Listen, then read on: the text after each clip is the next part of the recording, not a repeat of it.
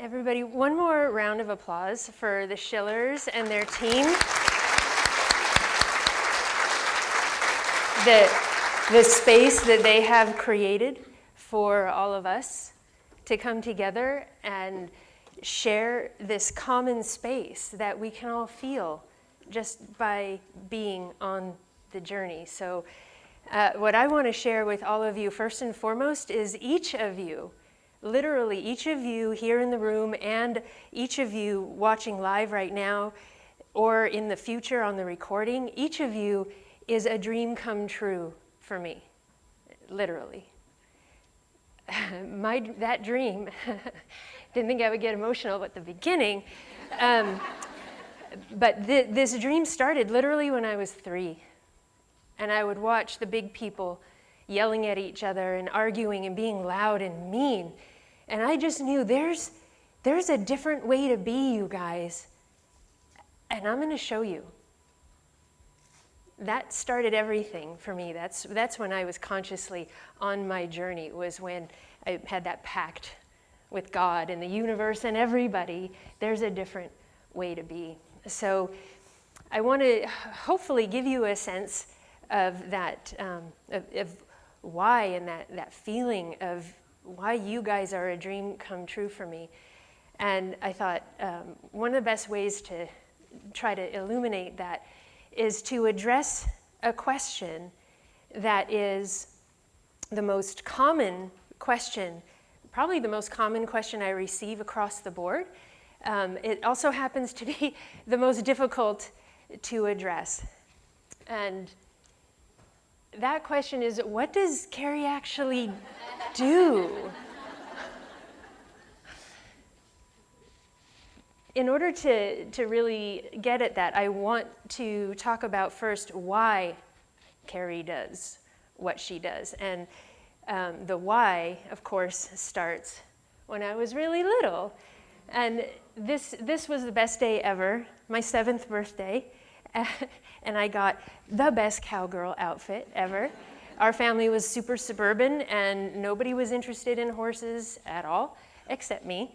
And I remember actually from between 6 and 7, I want a cowgirl outfit, I want a cowgirl outfit, I want a cowgirl, and I got it. So anyway, that's just aside, just for funsies. But there was a moment when I had to admit to myself that I wasn't just like all the other kids. I tried desperately to be just like all the other kids and do the riding properly and do everything properly. But just a little bit after this time in my life, maybe half a year later than this, I was at my riding lesson with JD, who was this really big, deep red sorrel with a big wide blaze and lots of chrome. And he came to the riding school with this really bad response habit, from being abused in the mouth. And the instructions were, just hold tight on the reins, just pull on them, just kick them, just make them go. And all of that made my stomach sick. And so when none of the humans were watching, I would either walk with JD or even if I was in the saddle, and I would just let him feel me. And I would tell him with my whole being, I'm different.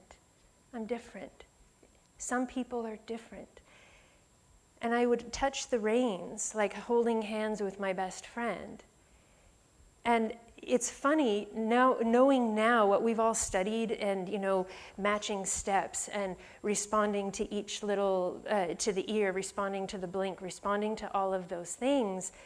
I didn't have that intellectual education, but I had the feel. And so I would just tune into him, and whether he would touch my hands, he would bob like this, I would just let him know, I'm right here. I would send this message to him, I'm right here. And be as soft and responsive. I didn't abandon him, and I also didn't dominate him. And I'm 12 when I'm doing this, you guys. It's a feel, right? And sharing with him, I'm right here, this is where you can find me. And this day where I realized I couldn't pretend I was just like the other kids anymore, as we're riding down the hill, And he goes from habit to just, relaxing, and he drops long and low. And just as I'm sending a message down the rain, he sends a message right back. And he goes, oh, you're different. And I felt him feeling me, feeling him. And that was the moment I knew not everybody is doing this. I tried desperately to be like the other kids. It didn't work. I was not a good writer, but I was effective because I listened. So I had that feel. Other people were still being mean to the horses, and everybody, you just hit the horse and all this stuff. And so I had to maintain what I had within myself. I had to maintain that feel while everybody else was telling me other things. And sorry, I skipped a part. What I felt like when I was, what it felt like to me when I was talking to JD, it didn't feel like training at all. It felt like all I was doing was loving him, right? And while I was loving him, he was loving me right back. It's not unidirectional. It became our way of being. That's also about the time when I was introduced to autism, right about the same time, age 12 or 13, and we went to like a company picnic, and there was a boy standing in front of the bonfire, and he's just playing, he's dancing with the fire, and all the humans, all the big humans were, packing things and worried about him, and I just tuned right into this boy because him moving his body like this just felt good to him, and that made sense to me. And it was remarkable to me how I could have the same feeling of love with this person who's, got a problem according to all the other people. It was the same feeling I had as when I was connecting with the horse. And all of that to me just felt like love. It felt like love. I didn't need a response back, but a response always came back. So, after that, I still had a lot of judgment. And most of my judgment was for humanity, for the other people that didn't seem like they were feeling what I was feeling, when I could feel in their hearts they wanted to feel the same things I was feeling. But they didn't really show that love. So I was like, okay, peace out. I'll be at the barn, right? Forget you people. I'm not even going to mess with it. And then you go through teenage years and all this stuff, and eventually, as one does, I was shipped off to college, which was a kerfuffle. And so much happens in college, and I didn't know how to mentally match all these people and all the social graces, so all I could do was feel my way through it, love my way through it, and see what happens. It was the horses that were my mentors, moving through so much confusion, and it always just sort of felt like that, and like everybody's just running around doing what they do. These are the horses of Eagles and Wild Horses Ranch, the Mustangs that live there.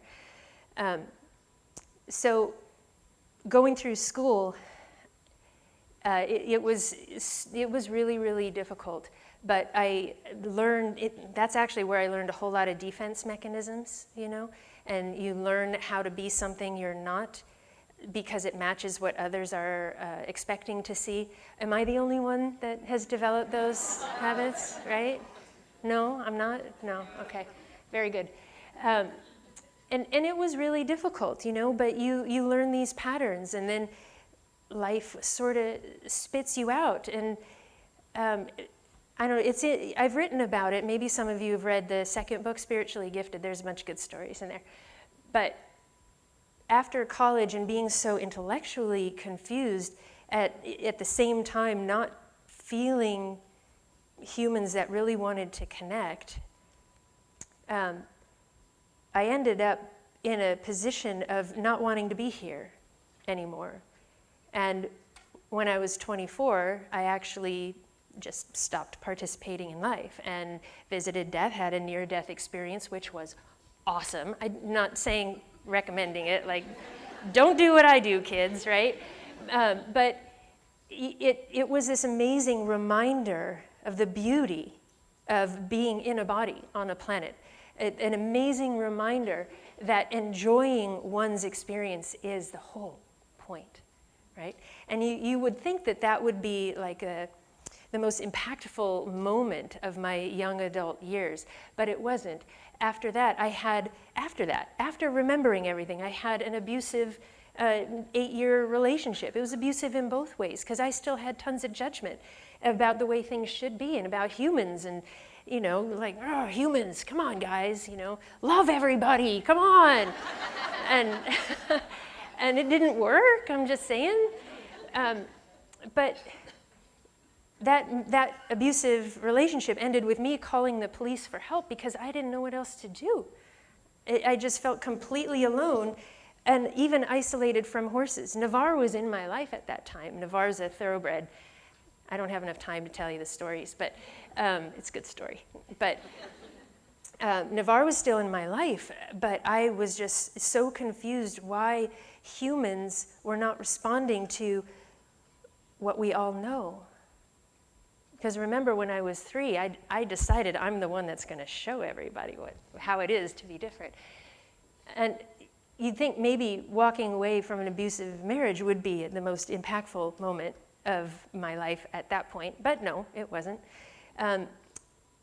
After walking away from the marriage, I actually took a position because I needed something. I was effectively homeless, driving around in my car aimlessly, not knowing who I am or what I'm doing, and ended up landing in Half Moon Bay, California, and took a position as just doing admin stuff with this tiny little corporation, a tech corporation.